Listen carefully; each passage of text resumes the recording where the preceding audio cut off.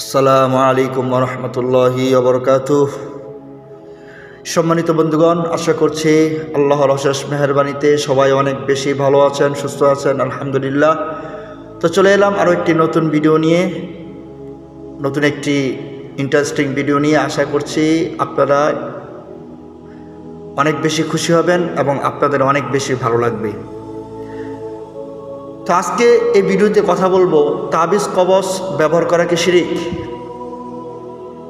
তাবিজ কবজ ব্যবহার করা শিরিক, কারণ এই বিষয়টি নিয়ে সমাজের মধ্যে অনেক বাড়াবাড়ি এবং অনেক সীমালঙ্ঘন হচ্ছে। ইদানিং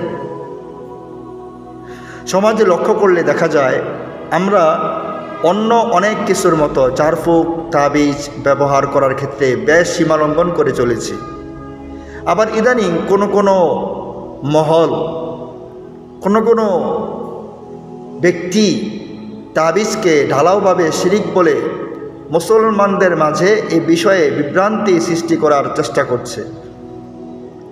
তাই এই বিষয়টি নিয়ে পর্যালোচনামূলক দলিল ভিত্তিক আলোচনা করাটা অনেক গুরুত্বপূর্ণ মনে হচ্ছে এবং সীমালঙ্ঘনগুলো চিহ্নিত করা এবং এই সীমালঙ্ঘন থেকে বাঁচার জন্য কিছু উপায় নিয়ে আলোচনা করাটা অনেক জরুরি মনে হচ্ছে। আশা করছি ভিডিওটি আপনাদের কাছে অনেক অনেক বেশি ভালো লাগবে, তাই সাথেই থাকবেন।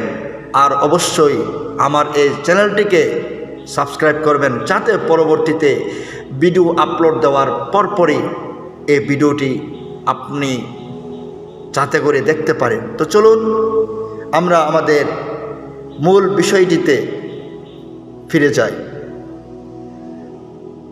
তো অনেকেই কিন্তু এই বিষয়টি নিয়ে বাড়াবাড়ি করছে। তারা ঢালাওভাবে বলছে যে তাবিজ ব্যবহার করা শিরিক। তারা বিভিন্ন হাদিস এখানে পেশ করেছে,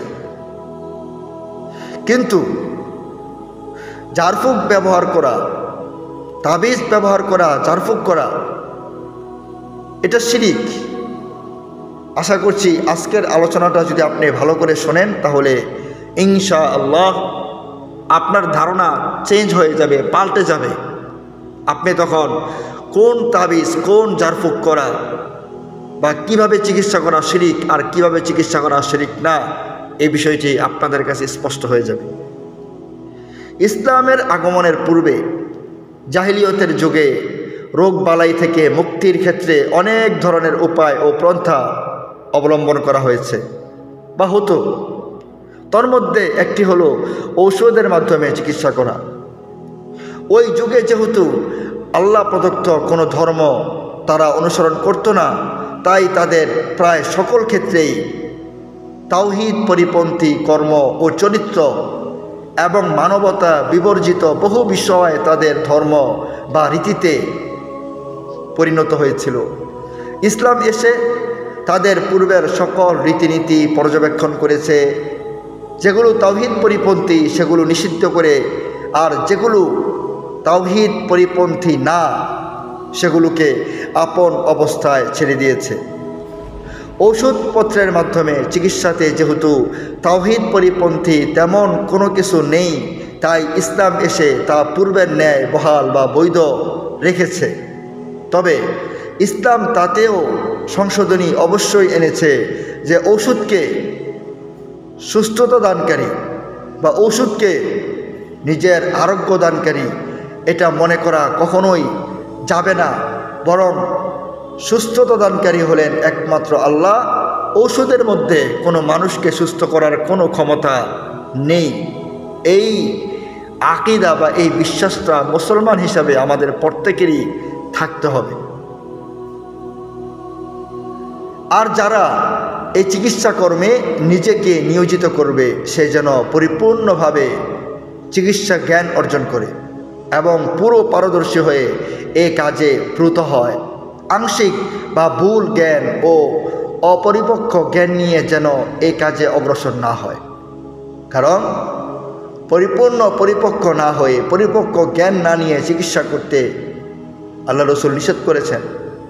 যেমন দুইটা হাদিস আমি আপনাদের সম্মুখে পেশ করছি। হযরতে আমর ইবনুল আস রাদিয়াল্লাহু তাআলা আনহু থেকে বর্ণিত রয়েছে, নবী করিম সাল্লাল্লাহু আলাইহি ওয়াসাল্লাম বলেন, কোনো ব্যক্তি যদি চিকিৎসা জ্ঞান অর্জন করা ছাড়া চিকিৎসা শুরু করে আর তার চিকিৎসায় কেউ মৃত্যুবরণ করে বা ক্ষতিগ্রস্ত হয়, তাহলে এর দায় ওই ব্যক্তির ওপরই বর্তাবে। সুরানে আবু দাউদ হাদিস নাম্বার 4577।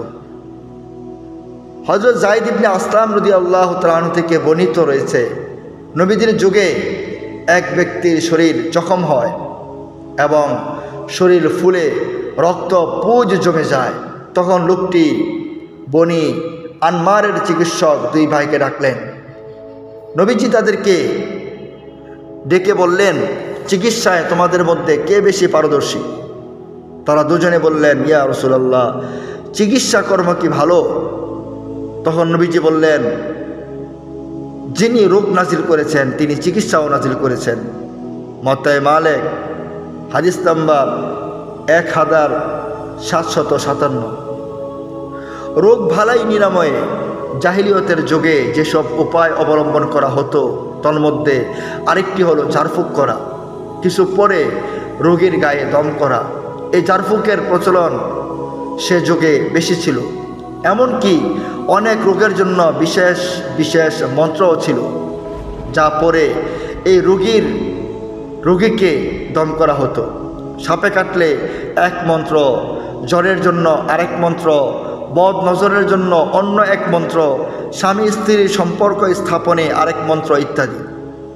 এই ঝাড়ফুঁককে আরবিতে বলা হয় আর রুকিয়া। বলাই বাহুল্য, জাহিলিয়তের যুগে এসব তন্ত্রমন্ত্রের অধিকাংশই ছিল কুফর আর শিরিক সম্মিলিত। আর ইসলামের প্রধান ভিত্তি হলো তাওহীদ। তাই ইসলাম এসেই কোনো প্রকার শর্ত ছাড়াই এ ধরনের সকল ঝাড়ফুঁককে নিষিদ্ধ করে যায়। যেমন নবীজি ঘোষণা করেছেন, নিশ্চয়ই ঝাড়ফুঁক তামিমা, পাথর বিশেষ বা এটাকে তাবিজও বলা যায়, বা স্বামীকে আকৃষ্ট করার মন্ত্র বিশেষ, এগুলো হলো শিরিক সম্মিলিত। সুনানে আবু দাউদ হাদিস নাম্বার 3879। এবং ঝাড়ফুঁকের ব্যাপারে কঠোরভাবে শর্ত করে দিলেন যে তাতে কোনো শিরিকি কুফরি শব্দ বা বিষয় থাকতে পারবে না। এই ধরনের শিরিক মুক্ত ঝাড়ফুঁক হলে নবীজি তার অনুমোদন তো দিয়েছেনই, সাথে সাথে যারা এসব ঝাড়ফুঁক জানে তাদের তা চালিয়ে নিতে বা অন্যকে শেখাতেও বলেছেন। আর স্বয়ং নবীজিও ঝাড়ফুঁককারীদের মন্ত্রগুলো শুনতেন এবং দেখতেন তাতে কোনো কুফরি কথা আছে কি না, থাকলে তা নিষিদ্ধ করে দিতেন, আর না থাকলে তার অনুমোদন দিতেন। সম্মানিত বন্ধুগণ, তাহলে এই বিষয়গুলো থেকে আমরা যে বিষয়টি জানতে পারলাম সেটা হচ্ছে যে সব ধরনের তাবিজ কবজ বা সব ধরনের ঝাড়ফুঁক করা কিন্তু হারাম বা শিরিক নয়। যে সমস্ত তাবিজ কবজ বা যে সমস্ত বিষয়গুলো কুফরি সম্মিলিত, যে সমস্ত তাবিজ কবজের মধ্যে কুফরি শব্দ রয়েছে বা যে সমস্ত ঝাড়ফুঁক করার মধ্যে কুফরি সম্মিলিত বাক্য ব্যবহার করা হয়, সেগুলো শরীয়তে হারাম সাব্যস্ত করা হয়েছে। আর যেগুলোর মধ্যে শিরিক নেই, যেগুলোর মধ্যে শিরিকি কথাবার্তা নেই, বা যে সমস্ত তদবিরের মধ্যে শিরিকি কোনো আলোচনা নেই, বরং সেটা যদি তাওহীদ এর ধর্ম সম্মিলিত হয় বা সেটা যদি কোরআন এবং হাদিসের সমর্থন হয়, কোরআন এবং হাদিস যদি সেটাকে সমর্থন করে, তাহলে অবশ্যই এটা শরীয়তে পছন্দনীয়। এটা শরীয়তে কখনো হারাম সাব্যস্ত হতে পারে না, বরং আল্লাহ রসুল এটাকে সুন্নত আখ্যায়িত করেছেন, এটাকে শেখানোর জন্য উদ্বুদ্ধ করেছেন। সম্মানিত বন্ধুগণ, তো আশা করছি ভিডিওটি আপনাদের অনেক ভালো লেগেছে। আশা করছি আপনারা এখন বিষয়টি ক্লিয়ার হয়ে গিয়েছেন যে সমস্ত বিষয় কিন্তু কুফরি না, সমস্ত তাবিজ কবজ কিন্তু শিরিক না। আশা করছি বিষয়টি আপনারা জানতে পেরেছেন। আশা করছি সমাজের মধ্যে ফিতনা তৈরি করা হবে না, সমাজের মধ্যে শান্তি বিরাজ করবে। তো যারা এই ভিডিওটি দেখেছেন সবাইকে অসংখ্য অগণিত ধন্যবাদ। আশা করছি ভিডিওটি আপনাদের কাছে অনেক ভালো লেগেছে। ভিডিওটি সাবস্ক্রাইব করবেন, পাশে থাকবেন, বেশি বেশি শেয়ার করবেন। আর ভিডিওটি কেমন লেগেছে আপনার কাছে অবশ্যই কমেন্টে জানাবেন। ধন্যবাদ। আসসালামু আলাইকুম রহমতুল্লাহ।